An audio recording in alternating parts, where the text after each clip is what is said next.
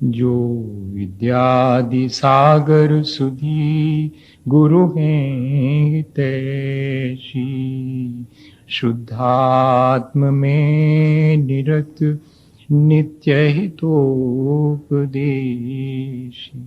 वे पाप ग्रीष्म ऋतु में जल हैं सयानी,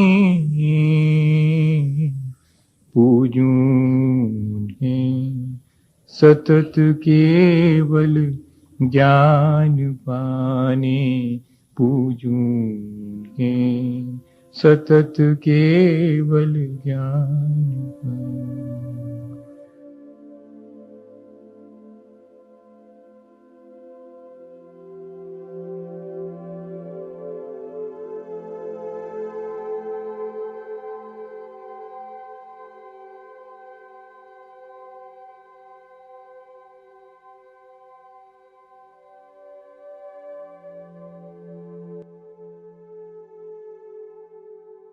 महाराज के जीवन से संबंधित बहुत से संस्मरण हैं जो हमें और सभी को प्रेरणा देते हैं। कुछ संस्मरण मैं आपको सुनाई देता हूं। मैंने वैसे संस्मरणों का संकलन आत्मान्वेषी में किया है। उन्हीं संस्मरणों में से मैं आपको यहाँ कुछ संस्मरण सुनाता हूँ। आचार्य महाराज उन दिनों फिरोजाबाद में थे। सन 75 की बात है। उनके प्रतिदिन होने वाले प्रवचनों की सूचना लोगों को दे दी जाती थी और विषय भी बता दिया जाता था। एक दिन आयोजकों ने सूचना पटल पर लिखा कि कल महाराज के प्रवचन अतिथि से संबंधित विषय पर होंगे। दूसरे दिन जब प्रवचन के समय लोग सभा भवन में पहुंचे तो मालूम पड़ा कि महाराज का तो गमन हो गया। सब लोग भागे भागे वाहनों से उनके पीछे गए। 2-3 मील दूर जाकर जब महाराज मिले तो सभी ने कहा कि महाराज जी, आपका तो आज अतिथि पर प्रवचन होना था और आपने अचानक विहार कर दिया। महाराज जी हंसने लगे, बोले भैया वही तो कर रहा हूं। अतिथि का अर्थ ये होता है कि जिसके आने और जाने की तिथि निश्चित नहीं होती। लोग समझ गए कि आज तो अतिथि की तरह स्वयं आचरण करके आचार्य महाराज ने हमें उपदेश दिया है कि जीवन में जो कुछ कहो उसे चरित्रार्थ करके कहो। स्वयं जी कर कहना ही सच्चा उपदेश है।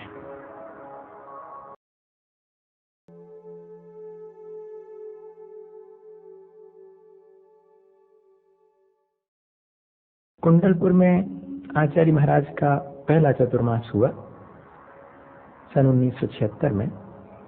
तो एक दिन रात के अंधेरे में कहीं से बिच्छू निकला और उसने एक बहन को काट लिया। पंडित जगन मोहन लाल जी कटनी वाले वहीं थे।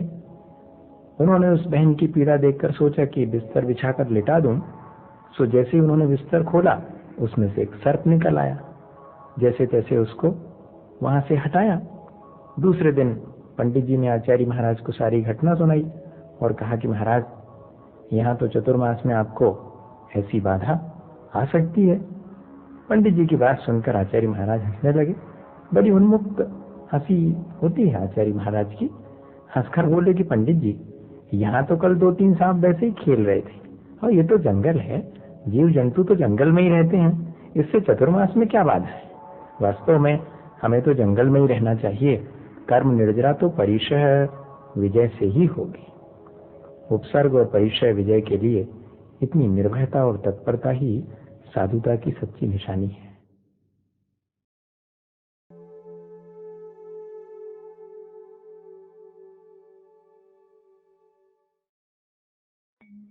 मैंने एक बार सुना है कि कुंडलपुर के चतुर्मास में जब वर्षा रुकी रहती थी तब आचार्य महाराज मंदिर के बाहर खुले आकाश के नीचे किसी भी शिला पर जाकर बैठ जाते थे।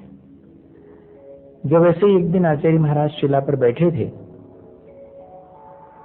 तो एक शावक ने झट से ला करके उनके बैठने से पहले चटाई बिछा दी। आचार्य महाराज ने देख लिया और मुस्कुराकर बोले कि भाई, जिन्हें अपने कपड़े गंदे होने का डर है, ये चटाई तो उनके लिए है, हमारे पास तो कपड़े हैं नहीं, इसलिए हमें तो कोई डर है नहीं। सभी लोग महाराज के इस विनोद पर हंसने लगे, पर अगले ही क्षण प्रकृति के बीच उनके प्रकृतिस्थ या आत्मस्थ रहने की बात सोचकर मेरा मन गदगद हो गया। प्रकृति के बीच प्रकृति की तरह निश्चल विचरण करना, ये साधक की उपलब्धि है।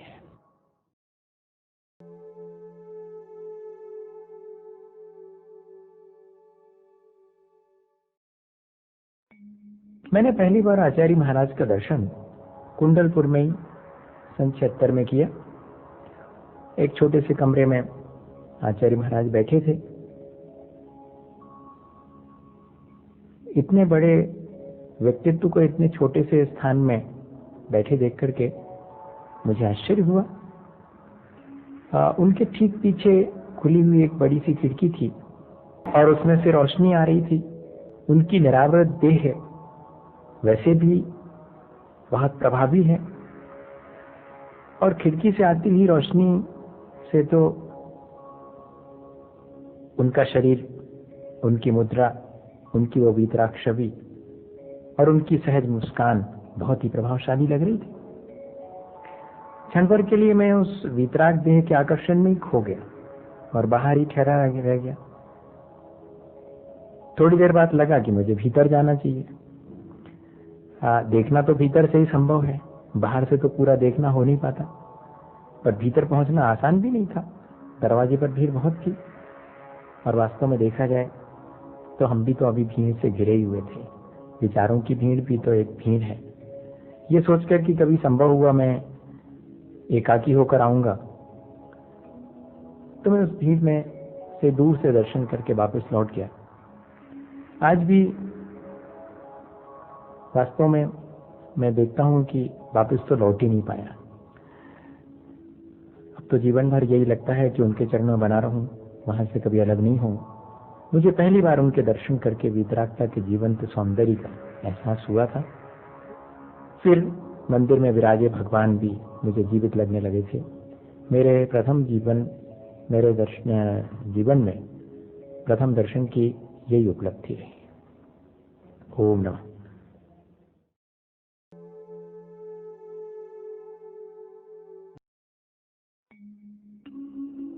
ऐसे ही मैंने एक बार दोपहर में मंदिर के सामने एक दालान में आचार्य महाराज को बैठे देखा। वो सुनाता हूं। देख रहा हूं कि मंदिर के खुले प्रांगण में बैठकर वे अपने सामने खुले ग्रंथ के बंद रहस्यों को उद्घाटित कर रहे हैं। उनका स्वयं निर्ग्रंथ होना और ग्रंथ में गुम्फित रहस्यमय गुत्थियों को एक एक कर अपने ज्ञान और आचरण से सुलझाते जाना अद्भुत लग रहा है। असल में ग्रंथ के गूढ़ रहस्यों को समझने की विनम्र कोशिश में कभी उनका अत्यंत गंभीर हो जाना, कभी हल्के से मुस्कुराना, मन ही मन कुछ कहना और क्षण भर में फिर ग्रंथ की अतल गहराई में खो जाना मेरे लिए एकदम नया अनुभव था। मैं बैठे बैठे सोचता रहा कि जैन दर्शन का नित्य नूतन अप टू डेट रूप ऐसे विरले स्वानुभवी साधकों के द्वारा संभव है। स्वानुभूति के इन क्षणों में वे सागर की तरह अपार और अथाह दिखाई दे रहे थे। जैसे सागर की विस्तृत असीम और अतल जलराशि अनजाने ही हमें अपनी ओर आकृष्ट करती है, मानो स्वयं सागर होने का निमंत्रण देती है। ऐसे ही उनका निमंत्रण हमें स्वानुभव के महासागर में प्रवेश पाने को प्रेरित करता है। अपने में सभी को समाकर भी जैसे सागर शांत है, कितनी भी नदियां आकर उसमें समाती जाएं, वो अपनी मर्यादा में रहता है। ऐसे ही उनके चरणों में कितनी भी आत्माएं समर्पित होती जाएं, वे सबके बीच निर्लिप्त और शांत हैं। सीमा में रहकर भी वे असीम हैं, ऐसा मैंने अनुभव किया। वैसे उनके नाम के साथ जो सागर शब्द जुड़ा है, उसके ऐसे अर्थ भी हम ले सकते हैं। अपनी सतह पर पड़े हुए कचरे को जैसे सागर की लहरें उठाकर धकेल कर किनारे पर फेंक जाती हैं, ऐसी देवी प्रतिक्षण सजग रहकर आने वाले मन में उठने वाले समस्त विकारों को हटाकर सहज ही निर्मल हो जाते हैं। सागर की तरह वे भी रत्नाकर हैं, सम्यक दर्शन, सम्यक ज्ञान और सम्यक चारित्र जैसे श्रेष्ठ रत्नों को वे अनंत आत्म गहराई में छिपाए हुए हैं। सागर की तरह वे बाहर मानव सतह पर क्षण भर को आहार विहार निहार में प्रवृत्त होते दिखाई पड़ते हैं, लेकिन भीतर कहीं गहरे में वे अत्यंत गंभीर हैं और अपने आत्म स्वरूप में अकंप हैं, निष्कंप हैं। देख रहा हूं कि जैसे सागर के समीप पहुंचकर किसी की प्यास नहीं बुझती बल्कि और ज्यादा बढ़ जाती है, ऐसे उनका सामीप पाकर हमारे सभी के भीतर आत्मानंद को पाने की प्यास बढ़ जाती है। सचमुच इस तरह वे सागर हैं, आत्म विद्या के अगाध सागर हैं। ऐसा मुझे कुंडलपुर में अनुभव हुआ, वो मैंने आपको सुनाया।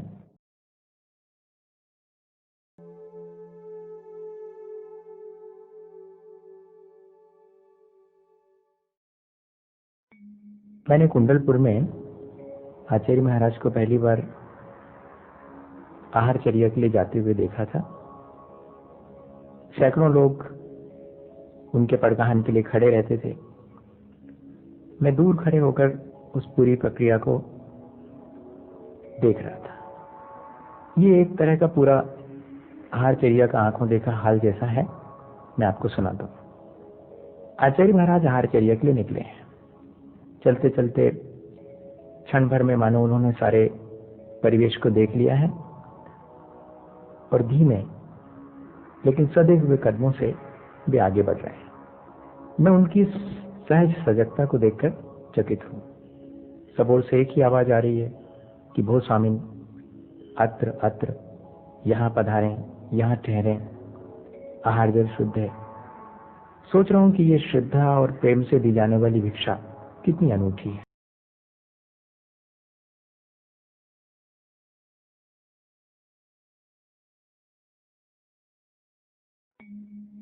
वीर्यपत शुद्धि होती है आहार के बाद और सामायिक से पहले।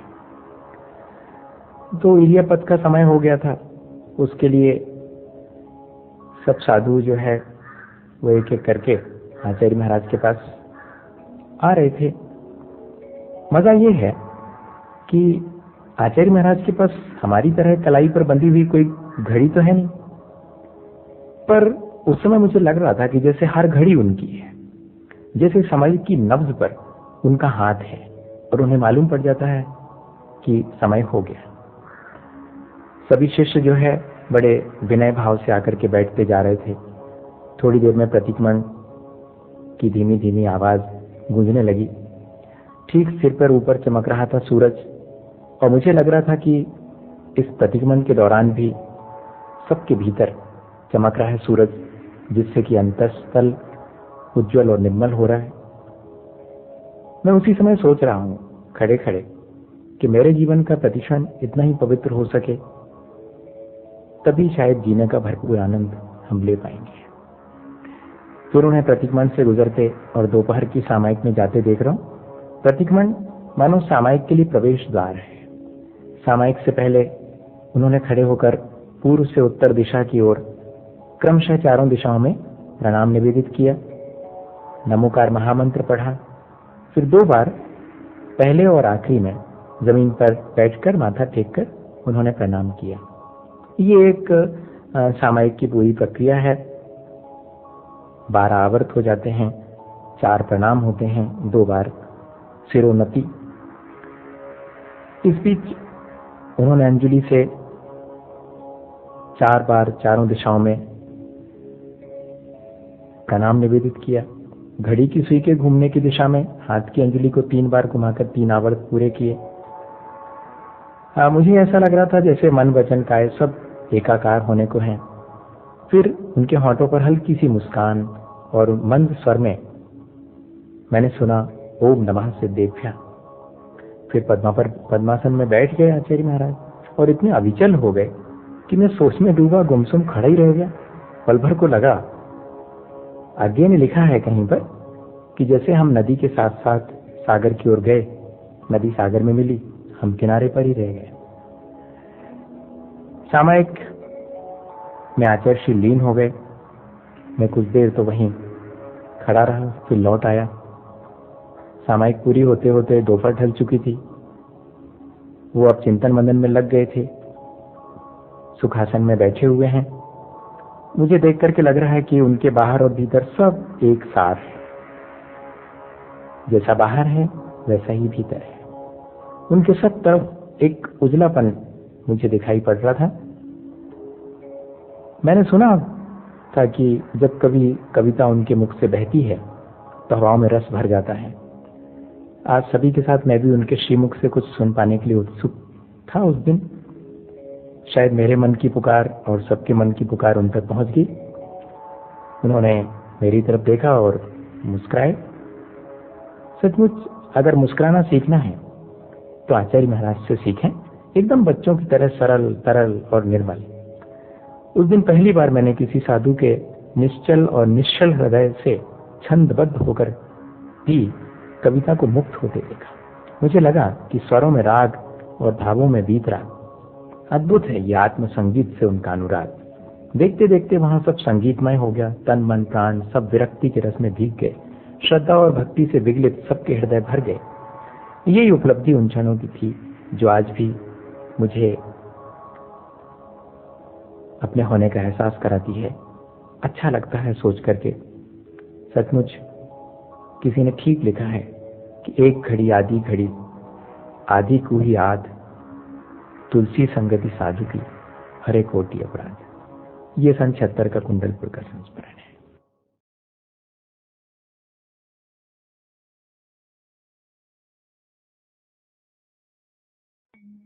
उसी समय का एक और संस्मरण है। उस दिन शाम होने वाली थी।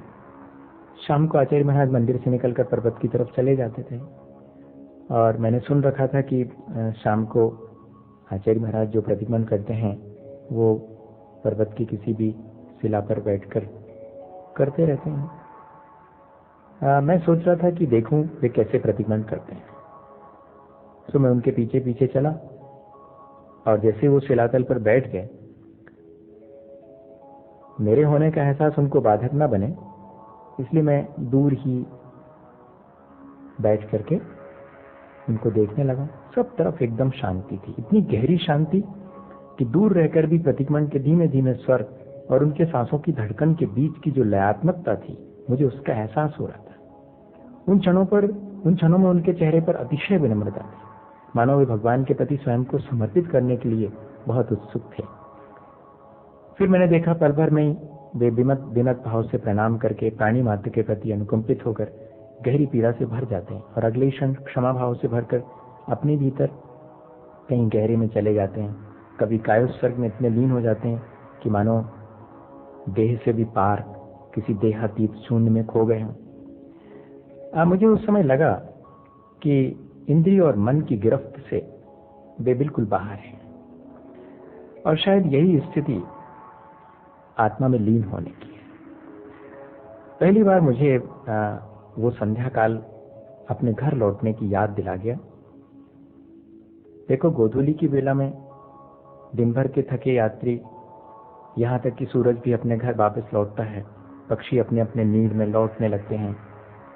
ऐसे ही शायद हर साधक अपनी बाह्य यात्रा से विमुख होकर किसी अंतर यात्रा पर वापस लौट आता है। प्रतिक्रमण इस अपनी तरफ लौट आने की प्रक्रिया ही है। काश मैं सोचता रहा कि मैं भी समय रहते अपने आप में लौट पाता। फिर पर्वत से उस दिन जब नीचे उतरा तो उनके चेहरे पर झलकती हुई गहरी अलिप्तता और वापस लौटने का सुख देख करके मुझे बहुत अच्छा लगा। डूबते सूरज का पर्वत की ओट में छिपकर धीरे से मुस्कुराना, फिर खो जाना मैंने कई बार देखा है, पर आज एक महामुनि योगी को आत्मस्वरूप में लीन होने से पहले सबसे विदा लेते और मुस्कुराते देखकर मैं धन्य हो गया। ऐसे योगी से विदा लेने की पीड़ा भी इतनी मीठी होती है कि मन अपने में ही अकेले रहने को होता है। लौट रहा हूँ मुझे लगा, पर मैं आज बहुत अकेला लौट रहा हूँ।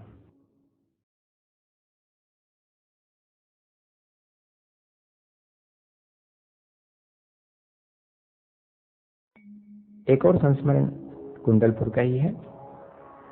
रात बहुत हो गई थी। सभी लोगों के साथ मैं भी इंतजार कर रहा था कि आचार्य महाराज सामायिक से उठें और हमें उनकी सेवा का अवसर मिले। ये कितनी बढ़िया बात है, कितनी अद्भुत बात है।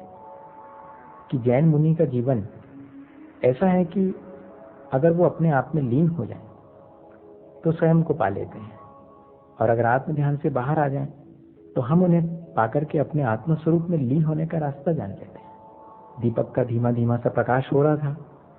उनके चरणों में बैठ करके हमेशा मुझे बहुत अपनापन महसूस होता है। मुझे लगता है कि जैसे हम अपने को अपने बहुत निकट देख रहे हैं। उनके चरणों की जो मृदुता है वो भी मन को बहुत भिगो देती है। हम भले उनकी सेवा में तत्पर होते हैं, पर मैं देखता हूं कि वे इस सब से बहुत बेभान कहीं अपने में खोए रहते हैं। मुझे ये सब बहुत अच्छा लगता है कि कोई इस तरह शरीर में रहकर भी शरीर से पार हो जाए। रात देखते देखते बीत गई। दूसरे दिन सूरज बहुत सौम्य और उजला लगा। आज मेरा लौटने का दिन था। लौटने से पहले जैसे ही उनके श्री चरणों को छुआ तो उनके चेहरे पर आई मुस्कान को देखकर लगा कि जैसे वो पूछ रहे हों कि क्या सचमुच लौट पाओगे। अब मैं क्या कहता, कुछ कहे बिना ही चुपचाप लौट आया। और शायद उस दिन अनकही ही मैं कह आया था कि अब कभी कहीं और जा नहीं पाऊंगा। उनकी आत्मीयता ने मन को छू लिया, जैसे सुबह उगते सूरज ने द्वार खोलते ही अपनी प्रकाश रश्मियों से बाहर भीतर सब ओर से हमें भुगो दिया हो। मुझे ऐसा लगा, मुझे लगा कि मैं इस आत्म सूर्य को बार बार प्रणाम करूं। ये मेरी अपनी जो फीलिंग्स हैं उनको मैंने इस तरह से कोशिश की है कि सभी लोग इससे कोई संदेश लेकर के स्वयं भी वैसा अनुभव करें।